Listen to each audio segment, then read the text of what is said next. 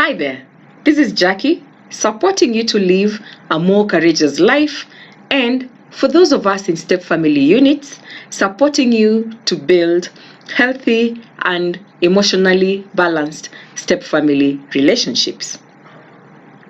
Today's topic is close to my heart. As a woman, a life coach, and a therapist, every day I work with women who are trying to navigate through the issues in their life in order to live a more fulfilled life. In the course of doing this, one of the reasons that they are stuck or are feeling unfulfilled in their lives is because of toxic relationships with their mothers. The mother-daughter relationship is very powerful and is a very strong bond. And most of the times, it influences who we become as women. If the relationship is toxic, then a daughter may struggle all the way into their adulthood. And these are the daughters that come to my office more often than not. We always assume that just because somebody is a mother, they know how to mother or they know how to build great relationships with their children. Some do not know.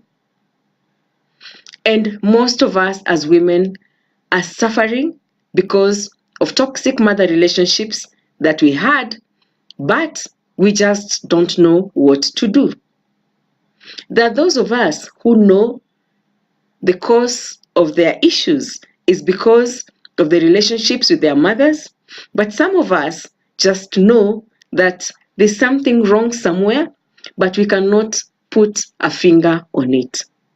So today, I hope this video helps you as a woman who has a toxic relationship with your mother, or as a woman who feels like the relationship between you and your mother has an issue.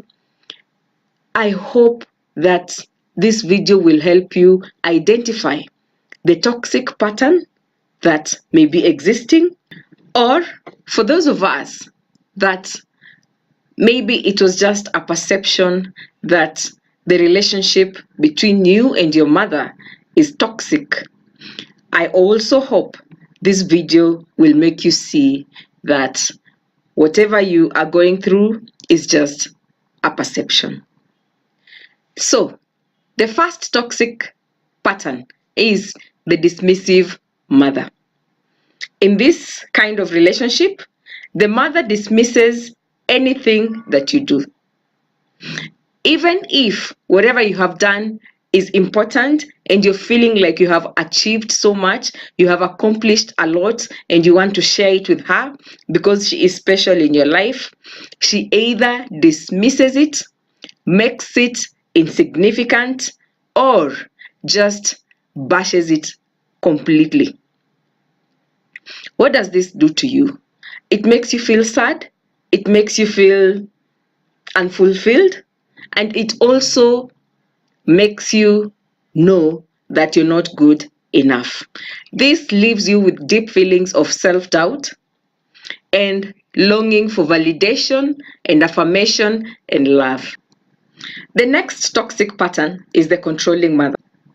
This one never acknowledges you either, controls you, micromanages you, and everything that you do, you don't do it right. And every time they will validate it by saying it is for your own good. So you're always feeling helpless, and this mother also makes you feel a lot of self-doubt and helplessness. With this mother, you cannot be trusted with your own self-judgment. The third one, we have the emotionally unavailable mother. This type of mother is not available for you emotionally, does not connect with you emotionally. And this type of relationship leaves the daughter with a deep void that at times you look for an auntie, or as you grow up, you start adapting other people's mothers so that you can fill that void. This is so painful because most of us believe that our mothers should be easily and always emotionally available to us. So, this type of mother leaves you very conflicted. And then we have the enmeshed mother. Unlike the dismissive mother and the emotionally unavailable mother who are not always there for you, this one will choke you because she is enmeshed in your life in such a way that there are no boundaries. And most of the time, these mothers are living their lives through you. So they'll make demands. Yes, they will support you to achieve the demands that they've made, but there's no boundary between what you want and what they want. Your lives are so enmeshed that at times you wonder if you are living your life or you're living your mother's life. The fifth toxic mother-daughter relationship is the combative mother. This is open warfare interaction. Every time you interact with your mother, it is just war. Mean words. At times you feel like they're jealousy of your life. They are competitive. I mean, they don't look at you as a daughter. It's like you are opponents. So every interaction with your mom leaves you feeling beaten, leaves you feeling tired, and you just don't know when this will end.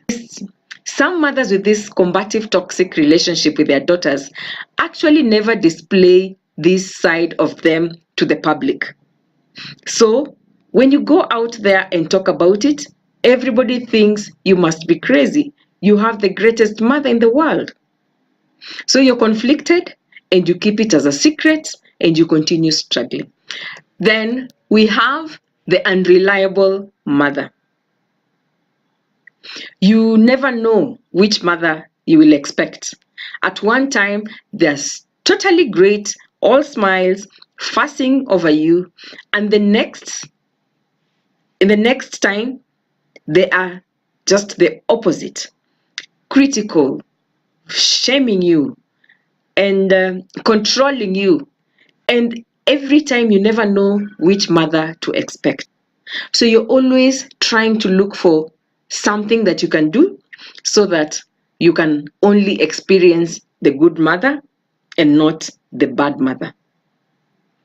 Then we have number 7, the self-involved mother. Everything revolves around her. She's almost narcissistic. So this kind of mother, even their empathy and concern about you, you always feel it is superficial. You always feel they are controlling, they are manipulative. There's always something in for them. When you're outside to the public, she is known as the best mother because everybody sees how she fusses over you and she loves you. But deep inside you, you know that the relationship you have with your mother is superficial. In case she calls you, it is all about her. Also know that she is very controlling and manipulative. The last one, we have the roles reversed, mother-daughter relationship. This is where as a daughter you feel like you have been mothering your mother all through. And this also means that you mothered your own siblings too, because your mother was not responsible. Either it's because of her character, or for some of us, it's because our mother was not well enough to take care of us, especially in cases where you have a mother who had or who has mental illness. So you become the mother instead of a daughter. All these toxic mother-daughter relationship patterns that we have covered have very adverse negative effects on daughters, and even as they grow up into their adulthood. The next video will be about the negative effects that toxic mother has on us as women.